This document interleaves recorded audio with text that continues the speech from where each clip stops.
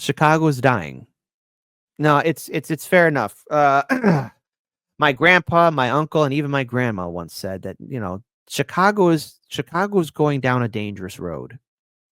And this was when still Daley Jr. was around. And then even Rahm Emanuel became a force. My grandpa talked about it more. Chicago's dying. And what has led to this? Well, we have terrible leadership, ridiculously high property taxes. Last year, when we got our channel restored, I decided to treat myself to a movie, and it was for a late evening movie, but it was actually during the weekend too.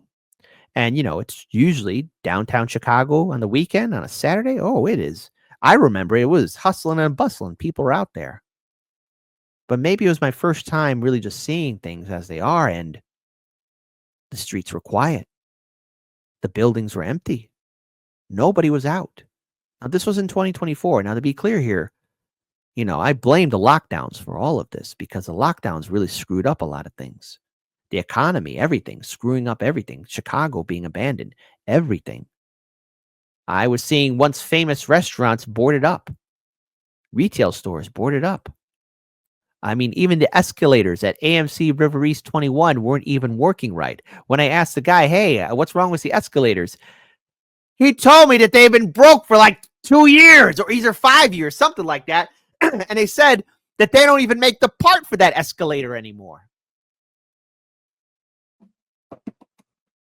So, yeah, Chicago's dying. And I have a video here. This is, I want to give a huge shout out to Jamal Green. Now, he did not make this video, but he did retweet it and share it. Chicago has the opportunity to be the top tourist location on the world, but we need a visionary leader to make it the global city it needs to be. Status quo politicians bowing to special interest groups will only ruin our city further.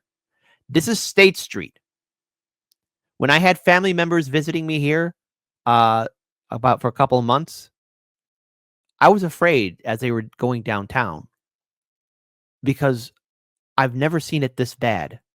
Big buildings abandoned and boarded up.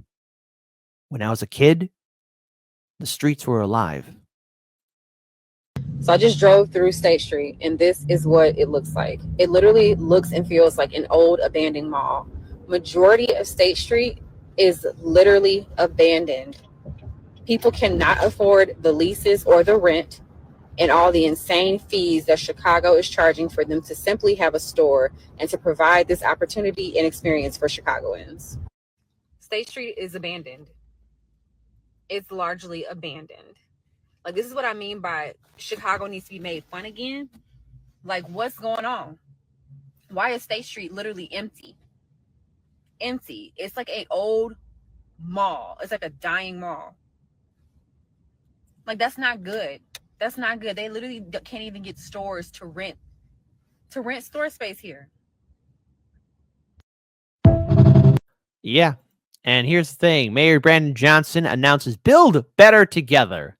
This new initiative showcases advances economic development, including growth, quality housing, business, jobs, lifestyle, and cultural improvements for Chicagoans. Oh, really? When do we get that memo? I would love that. Today, Mayor Brandon Johnson announced Build Better Together, a comprehensive economic development strategy to drive inclusive and sustainable growth throughout Chicago at the groundbreaking for the adaptive reuse of 79th West Monroe Street as 117 units of mixed-income housing. Under Mayor Brandon Johnson's leadership, Build Better Together is transforming programs, policies, and process improvements that are making Chicago better, stronger, and safer together. Oh, isn't that special? Now, listen, this is not how it works, okay? Because right now, a lot of these agencies are also struggling. Chicago is in some severe debt. This city is going broke, okay? Jay Tolbert. The Magnificent Mile, thank you so much for the super chat. We do appreciate. The Magnificent Mile is not all that magnificent anymore. It's a shame to look at those closed storefronts every day. Jay Tolbert, I'm assuming you're from Chicago because, yes, I saw it too. When my mother took me out to lunch, we were saddened by the status of many of these famous buildings that we used to visit when I was much younger. I remember the streets being alive. Even my mother was taken aback by just how quiet and empty and desolate the places looked. I mean, that's not how Chicago's supposed to be. I remember taking her to Water Tower. And what was interesting about Water Tower, and I even shared this with Jimmy Dore, like some of the floors on Water Tower were like locked off to the public, like the food court. I wanted to see the food court, you know. We it was her last day visiting the city, or it was actually during my birthday weekend. So, you know, we went up to Water Tower, and the food court was closed off. The escalator wasn't even working. It was off to the public, not because of cleaning or construction. There was nothing there. Now, for those of you who know, especially if you live in Indiana or Wisconsin or Michigan, or if you live in the great city of Chicago, you know about Water Tower. I mean, if you're a millennial like me, just rewind back the clocks 30 years, and you remember when you were a kid how busy Water Tower Place was. It was always alive. There was always some action happening. It was like something from Dawn of the Dead. So quiet, so empty. It was almost as if there was no life at all in there. And it saddened me.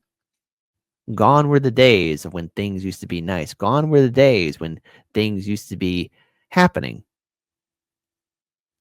Still stays with me to this day. Even now.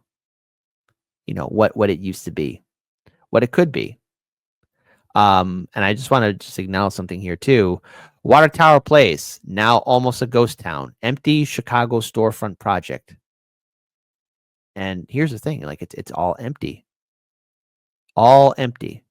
I can never imagine a place like that being empty. I want to play another video here. And this took place in January of 2025, January 14th. Now, again, just it's simple, but let's go ahead and look at it. Ghost Street. Again, these streets would be happening with people. It should be happening with people. Reporting 4:30 p.m. January 14th, 2025, downtown Chicago. It's a Tuesday. It's like, I don't know, it's worse than a holiday. There ain't nobody down here. Take a look at that. You can see 3-4 blocks in front of me, and behind me, you can see 2-3 blocks. Look at that. All right. This flagship store is empty all down there. You see that there? There's no commerce. There's no economy downtown. This is completely abandoned. See that there? It's how many blocks is over there? See that there? And then you look in back of you too. See that? This whole block is empty here. See that there? There you go.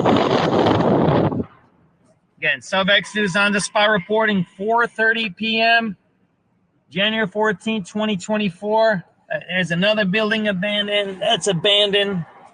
There's no traffic. There's no commerce. There's no people walking. There's few people walking. Don't fill up a bus. So, take it easy, everybody. SubX News on the spot reporting, talking about the economy in downtown Chicago. It's non-existent. It's dead, dying, gone. I want to acknowledge something here too, because I mentioned Water Tower Place. Like, why is this important? Because again, like, look, I get people's shopping patterns and social patterns. We're all online, but I fear that this city election is going to be a very intense fight. Okay, I don't want to say it's going to get violent, but people are reaching their breaking point in this city, and it's going to get to the point to where this traditional Democrat machine is not going to have its loyal servants coming around here. And I remember, you know, sharing this with a lot of people close to me on social media. Shout out to INN, shout out to Jimmy Dore. You know, I'm just saying, hey, look, the 2027 city elections, I see something coming. You know, on November 5th of 2024, 2 districts in Chicago turned red for Trump. Okay. And it was a little bit of an uptick in voter turnout.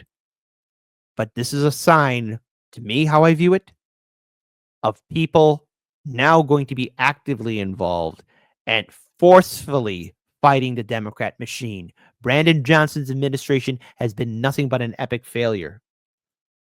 Looking at how our city is dying, looking at how our city is falling apart, it is abundantly clear that people have had it enough. Now, I've talked about schools being shut down, mental health facilities being shut down, services being denied, political corruption here in Chicago. If things don't change, Chicago will become Detroit. This will be a ghost town, a city of empty buildings, of empty properties. And Mastermind Hour, you know what? I know it's a joke, but here's the thing. You turn the joke into the truth, and the truth hurts. The Windy City is turning into a breezy hamlet. Yep. Yep, exactly. Dwayne Vogel tipped $5. This is the Milton Friedman economic miracle from the Chicago School of Economics. Austerity rules. I want you to be wrong about that. I want you to. But again, Jay Tolbert, the Magnificent Mile, the super chat earlier, is not all that magnificent anymore. It's a shame to look at those closed storefronts every day. And yes, it is. It is painful to look at this. And when everything's empty, everything becomes empty. Downtown Chicago is that open canary. It is that canary in the coal mine. It is that abandoned place. I want to pull up this article here because it does resonate and what I've been talking about. For years, we've heard how Walmart and Amazon are killing the shopping mall. And again, look, everything has a beginning, middle, and end. But I mean, if you can't rent out these storefront properties anymore, Chicago, you got some problems. I'm not sure that is true. When I lived in Lubbock, a super regional South Plains mall always seemed busy. Additionally, on a cold day last winter, I had to park in the back of Oak Park Mall in Overland Park. Yet not all malls are thriving, like this iconic Illinois shopping mall on the Magnificent Mile in Chicago. I'm talking about Water Tower Place. My grandpa actually knew the designers of that place there, too. Water Tower Place, according to Wikipedia, was planned in the late 1960s by the Shopping Center Development Division of Marshall Field and Company, Chicago's iconic department store. It was eventually built in 1975 by Urban Retail Properties.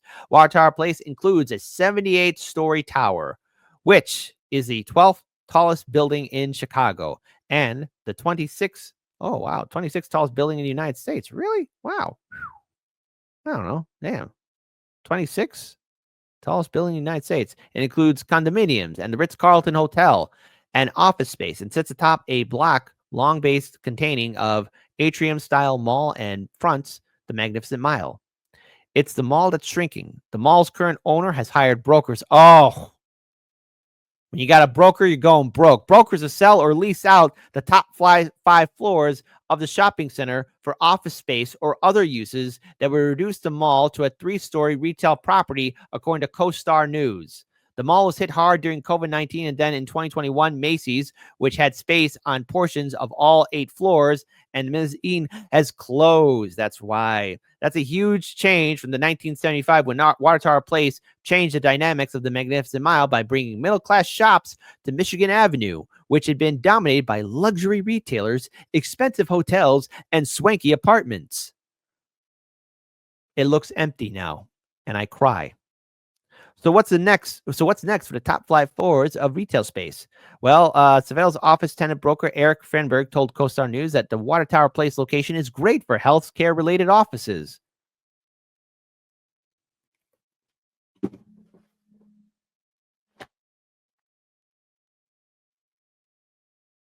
You know what?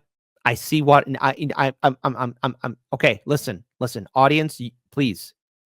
I want you to tell me, Kit, you're wrong about this, and it's not going to happen. But you know what I see what's going to happen to these empty spaces in Water Tower Place? I'm willing to bet that there's going to be like a University of Phoenix or Everest or some kind of one of those for-profit colleges that turns out like their degrees are absolutely worthless, Okay? You remember those, for those who watch Maury Povich, you might have seen those commercials being like, hey, get off the couch. What are you doing? You should be going to school over here, right? At this kind of thing, right?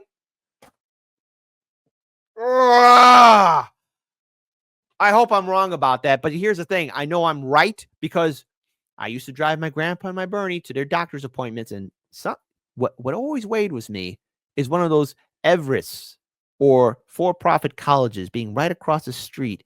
And then a year or so later, they're shut down. Chicago's dying. It's official. It's dying.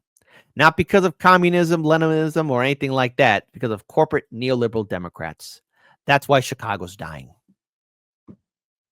I don't think we're going to make it, my lovelies. And one other thing here, too. Jay Tolbert, $9.99. Thank you for the super chat. Goodness gracious, God almighty. Kit, remember when State Street was a pedestrian mall? The argument back then was since cars weren't allowed, it would hurt businesses. But it was at least there were stores. Same can't be said now.